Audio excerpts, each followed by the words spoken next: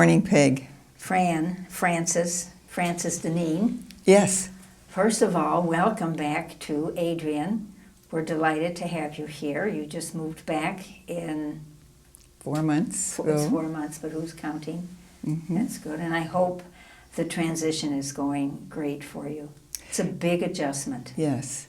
And it really took us time to decide, when we were going to go. Mm-hmm. But we knew the time was right. And it was your decision. Oh, my goodness, yes. Yes. Oh, my goodness, yes. That's good modeling for others. It's better to come when you know you're coming and you've made the decision. So to do your story, would you like to just begin with, tell us a little bit about your beginnings, parents, siblings? Okay, I can tell you that. On my father's side, his mother and dad were both born in Ireland. On my mother's side, my grandparents on my mother's side were born in Belgium, and they both immigrated to the United States. My father's family came into Philadelphia, and you know what it was like to have Irish people coming into Philadelphia at that time. What was it like? It was like, we don't need you. No, there's no place to be hired. Irish people were not accepted. So my father's family, father and mother, moved to the Chicago area. And both of them, my grandfather was very interested in railroads. So, the Chicago area is just it's like a hub. And he found a position there. And on my mother's side, they came into Chicago right away when they immigrated from Belgium. So there is where my mom and dad met and became one and had myself and my siblings. My dad, both parents were born in the United States. It was their parents that were born in Ireland and Belgium. Now your siblings, how many? Okay, as far as the siblings are concerned, I have one sister who's a stepsister who was really raised by my maternal grandmother. And then there are 7 other of us. Myself, 4 boys, and 2 other girls. Right now we are just 2 girls and 2 boys. Wow. My two brothers and my one sister and myself. And where do you come in that Well, I've lineup? always considered myself the oldest because our half-sister only came to live with us for a very short time. And it was like in her teens. And I always considered myself the oldest in the family because I was there to help out and to take care of and be with and assist. But I would be the second of my mother's children, the first of my father's children. Mm-hmm. Our family was large. We were in the time of the Depression. Mm-hmm. Things were very difficult, but my dad always had work. He followed his father and worked on the railroad too. My mother was a stay-at-home mom. We always knew she was there because on the way home we could smell the bread baking, right. Or the corned beef and cabbage cooking. So it was. We went to St. Lawrence's in Chicago. We grew up and went there. We almost all went through St. Lawrence's until after I entered, my family moved out to a suburb of Roselle. And it was very convenient for my father because the railroad he was working on went out in that area, and he had easy access to work. Mm-hmm. I did not live in Roselle. When everybody asks me where I'm from, I always say Chicago, the south side of Chicago. In your high school, where did you go to high school? In high school, I went to Loretta Academy, the Ladies of Loretta. Okay. Very close to Mount Carmel, and in walking distance from my home. And my brother behind me, 2 years younger, went to Mount Carmel, which was just a stone's throw away from Loretta. And we were involved in a lot of the Mount Carmel activities, and they were also involved in our activities when we had get-together, dances, whatever. Sports, we were always there to support their teams. So came time for graduation from high school, and I was making a decision, trying to make a decision. About? Well, I was torn. While I was still in school at St. Lawrence's, there was a priest there who thought, I think he was a vocational director, but he was just, encouraging people, he thought. So there were a couple times he said to me, have you ever thought of religious life? And I thought, well, the next time I see him, I'm going to avoid him, And if God is calling... He tapped something within you. He did. He did. Or irritated you in some way. Yeah. Yes, without a doubt. And a couple of times he kept saying that to me. And I was in high school, senior high school, without knowing actually what I wanted to do, with the responsibility of a large family, thinking, maybe I could work. My dad was able to have friends in the telephone company and said, if you ever think that that's what you want to do, we could work there. And so I prayed about it, and I think my mother is the one that really and truly helped me to make this decision through her prayers. Not pushing, never mentioning it, but just praying for me. And I think she was praying that maybe I would even consider becoming a religious. Why would that enter her mind? Well, I think that she watched me grow up, and she knew that I was very attached to the sisters at St. Lawrence's. Anyone in particular? Yes, Sister Jane Treese, who left our community very much after I had her, very little time after. But all the sisters there were so joyful. They were all young and happy. They'd come out of the convent. So what happens to us along the way? Exactly. Reality sets in. But anyhow, I just always felt very close to them. Not so close that I, was one of their friends and I was always at their side. But I was able to, because I lived close to the school, I always offered to come and help them. So what we had to do when we left schools, and when school was out, pack everything up, right. As if you may not be coming back. Right. And so I would go and spend time there with them, helping them get books together or whatever, putting papers up or covering the boards or whatever. And so then when school began, they would call me again, and so I would go and happily. And that's why I was just drawn to them, their openness, We didn't see much of them before school or after school, but the impression was made during the school hours, where they really and truly cared for us. I mean, they cared for the students they had.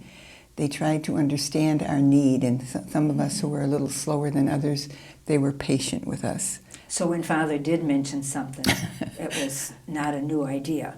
Absolutely not. Absolutely not. However, to think that might be where God was calling me, I still was not sure. I was really attracted, but actually really not sure.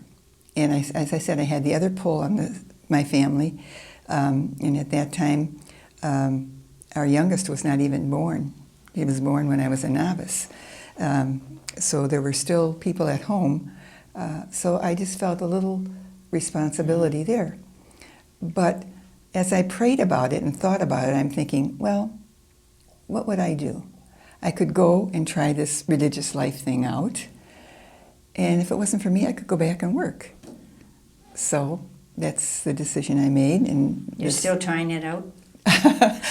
After 68 years, I think I've tried it out.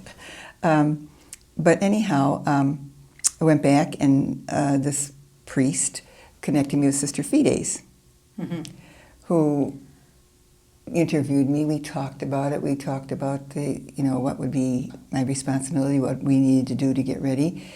Went and prayed over it again and talked to my parents about it. My mother was elated, absolutely elated. My dad said, well, can't you find a place closer to Chicago? I said, well, Dad, it's not finding the place closer to Chicago. It's being where you think you're called. And you always know that I admired the sisters at St. Lawrence tremendously. And more so when I went to high school. because in high school they had an older group of women who came out and taught a class, and that's all you saw, you know. But anyhow, he kind of acquiesced, you know. I don't know how happy he was about it, but that's where we decided. Sister Fides got me ready. 2 weeks after I graduated from high school, I found myself on the train on my way to Adrian. By yourself? Oh, no.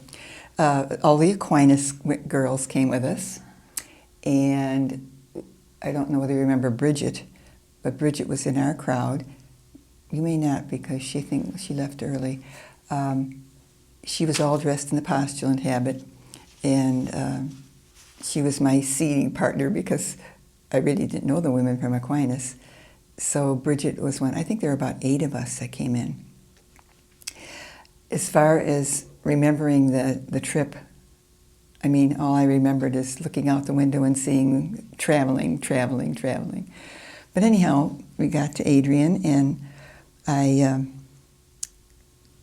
had the veil put on and whatever we did, and went over. And Sister Margaret Phillip was just brand new as a postulant mistress, and I found out that I entered in June, and in August I was in Detroit.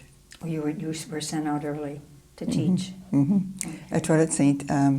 Jude's for 6 months, then came back in to Adrian for the novitiate, and then went back out again to St. Bridget's, which was a wonderful school.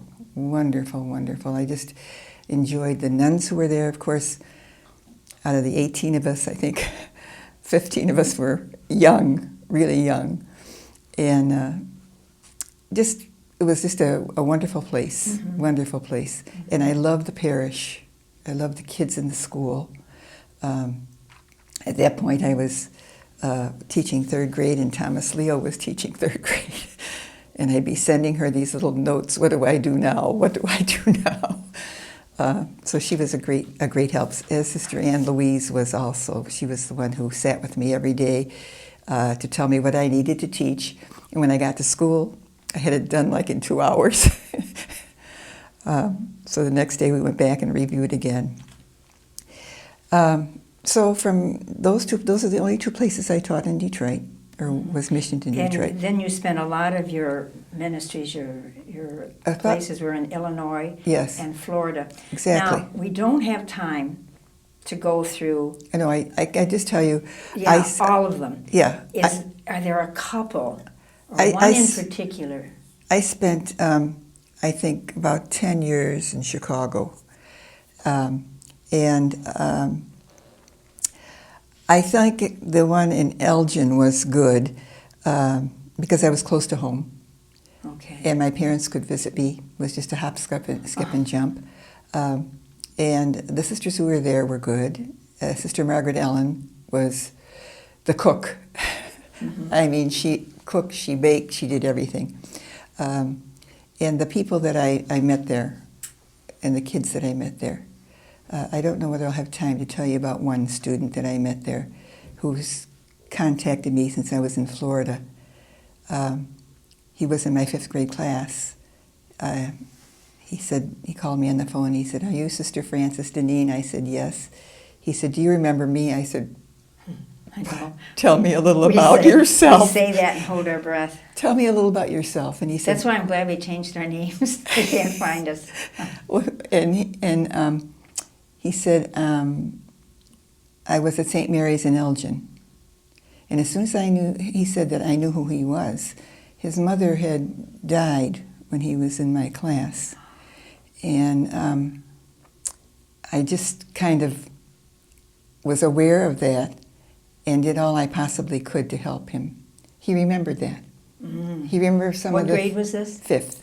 Wow. And he remembers that, and he quotes some of that to me now, still. And I said, "Oh, Matt, please." I said, "I don't remember any of that." But anyhow, we've connected in Florida. And now when I go home, he has a home in one of the beach areas in Wisconsin. And he says, "Now, you always have a home where we are." kind of brings tears. Mm-hmm. But that was a memorable thing for me, you know, Very that he touching. would even try to contact me. So that's something I remember He often. needed you, and you responded at a time that was very significant to him. Right. And you can see that from how many years ago was that? Oh, it was when I was in Elgin, which would have been at least 40 or 50 years ago. Mm-hmm. And the way he found me is that through two of our sisters who were in like the Vero Beach, Fort Pierce, and he met them, and he asked if they knew me. Mm-hmm. He said, "Oh yeah, she's right in Florida." Mm-hmm. So he contacted me, and we started visiting back and forth. What do you suppose that meeting with him touched within you? The meeting in the classroom. When he said what he remembered, and you know that you said something, and I don't believe sometimes we even realize. No, It's not what we're speaking; it's what's being spoken through us. But it's who you are. Yeah. It's who you are and how you responded. And at a time that was very needy in his life. Right. And Very needy. You knew it, but you. I knew it. I knew it. I mean, that little kid came into that class every day, you know, like by himself, trying to figure out what all this meant to him. And he wasn't good at math. And he said, "I remember you coming to my desk and saying, 'Matt, don't worry about math. We'll get through it.'" Mm. So memorable. Very, very much. So And that you was keep my- in touch with him at Oh this yes, time. he's constantly calling me saying, when are you coming to the lake? Or I'm going to be in Florida now, can we meet for lunch? I mean, it's just, Very significant. Yeah. What a profound relationship. yes, yes. And at a time when, you know, relationships with people were not important in our community. Our community life was our spiritual life, our ministry life, and it was like go to the church, go to school and come back, go to school and come back. In Elgin, it was a little more. It was post-Vatican time, and so we were a little more familiar with some of the people there and became friends with some of them. So then I moved on to Florida. I was in Chicago. I taught for the Board of Education. Okay. I had gotten my degree at NIU in education with specialization in remedial reading. And I had an opportunity to be acquainted with the sisters at St. James, which was in the inner city. They were right at the projects. The projects were right across the street. And they were able to get remedial reading teachers who would be paid by the board but teach in their schools. And they asked me if I was interested. Oh, I would be terrifically interested. And so that was a really good experience for me. I loved those kids there, the ones I taught. They were Pullout Kids, you know, that came and had a hard time. I had from 5th to 8th grade. So that was a place that really stood out to me. I worked with the Sisters of Mercy, who had the school for a long time. But the experience was really, really great. That expression, someone else used that recently about the Pullout Kids. Yes. They taught the Pullout Kids. Yes. They were given like maybe a half hour almost every day to come and with remedial reading. Good. Wonderful. And I think they felt so good there because what they were doing in their classroom was above them. I mean, they weren't getting it all. Mm-hmm. But when they came, you start with very slow things, and they were happy there because they understood it and they could be successful. Mm-hmm. Mm-hmm. So that's your ministries to this point. Yes, yes. Yeah. My last ministries were with adult education, adult ministries in both Florida parishes I was in, and I found that most rewarding to work with adults. They wanted to help, they wanted to do what needed to be done, and I would just tap them and say, I have an idea. I want you to think about it. They had been involved, like for instance, the Engaged Encounter or the Hunger program. And I said, I'd really like you to think about maybe helping me with those ministries. So there were like 60 ministries in the parish I worked with, and they hired me to be... What parish was this? This was St. Joan of Arc in Boca Raton. Yeah. And they hired me to be the director of Ministries. Outreach ministries. And almost all the ministries were outreach ministries. But anyhow, I just was able to invite, and people would respond. And if they couldn't, they would say, I'll try to help you any way I can. So that was a very good experience. And then I did the same thing at St. Jude's in Boca Raton also. Mm-hmm. I was 8 years in one place, I think, and 7 years in the other place. And then we retired, semi-retired. I don't say retired because people say to you, how are you enjoying your retirement? Loving it, doing nothing. I said, well, I'm not taking trips to Hawaii, but I'm volunteering. Mm-hmm. And I called it uncompensated volunteer ministry. Mm-hmm. But I enjoyed it. Carmen had worked at St. John's, and she had a... Now who's Carmen? Carmen Alvarez, who you will be interviewing very soon. Right. Was at St. Joan, and she was in charge of all the Hispanic ministry. Yeah. And she had a woman who was able to work with people who wanted to learn English. And when that lady retired from the public school, she wanted to be able to travel and help take care of her family. So Carmen kept asking me, don't you think you could do this? Don't you think you could do this? And I sat down with her. I said, I don't speak a word of Spanish. She says, well, you don't have to. I'll be there. And so she knocked down all these things. I said, well, it's not going to be tomorrow. It may not be next week, but it's going to be a month. So I looked into what the program that the South Florida Literacy Coalition had done. And I went and spent time with them. And they trained teachers and would send them out to centers. Now, they weren't teachers, but they were people. But that was one of the last ministries that you did before you decided to come up here. What happened that you and Carmen decided to make this big transition from Florida up to Adrian? Well, it was a difficult transition, or a difficult time to know when to do it, okay? Every year we'd say, we have to think now, maybe next year might be the time. Carmen's 2 nephews came over from Cuba and were just new in Miami. And I didn't think it was fair for us just to say, okay, now that they're here, let's go. So for the next 4 years, we kept saying, is this the year? And we would go right on doing what we were doing. Do you think maybe there was always something out there which I really needed to be present for, so we better wait? Well, was yes. That part? Yeah. Well, yes, because what happened is we started the associate program. Yeah, I knew you were involved in the associate program. But so we had another little thing that we felt. But finally we said, really next year has to be the year. Carmen's health was getting to a point, and I knew I was ready. I knew I was ready. And so we decided that this was going to be the year, and we kept looking at one another of all the things we had to do to prepare. And I'll tell you, the people in the parish were wonderful. They helped us do it. They helped us get it together. And there were some worries there, and some concerns. But as soon as I came here, I knew this is where I needed to be.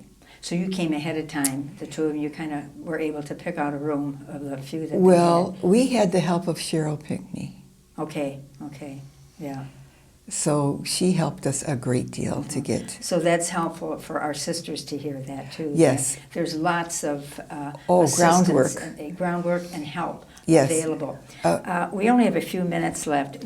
We can tell some of I know you were involved in the associate program. Yes. And that was something different down there. Yes. How you got the associates together. That'll have to be interview number 2. Okay. Anyway, so you had very significant people in your life that helped you along the way at different times. Yes. And very great mentors. Yes. And besides was your parents, your grandparents, I have to name my mother first. Yeah. I mean, my mother had deep, deep faith. Yeah. And nothing was too difficult for her. I also had all the sisters who mentored me when I was trying to learn how to teach. Anne Louise was the first one as a postulant. Henrietta at St. Bridget's was another one who I moved from 3rd grade to 8th grade one year teaching English. And she stuck with me and helped me. I would say also I had a sabbatical year in Minnesota, of all places, and Sister Charlotte Dennine, who was a Carondelet, was the one who I chose for the person who would mentor me there. Yeah. I found her extremely helpful. Helped me to believe in myself. Is there something, maybe this would have to come more from people that really knew you. We are grateful for what you've shared with us, but is there something else you'd like to tell us that if we knew, we'd be kind of surprised at? Oh, I didn't know that. Well, I wouldn't suspect that. I was always very athletic. Okay. And I found myself even at our home when I was growing up, we had an empty field next to us. And the kids in the neighborhood would all gather there, mostly boys. And they would always choose me to be on their team. My brother would be on the other team. And he would always say, "You catch like a girl and you pitch like a girl." I said, "Well, what do you want?" As only a brother would do. And all these guys were there on the team. So, and then when I got into high school, I just fell in love with volleyball.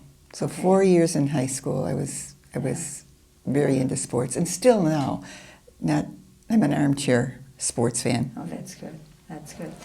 Well, we have to bring this to a close, and I know you're disappointed.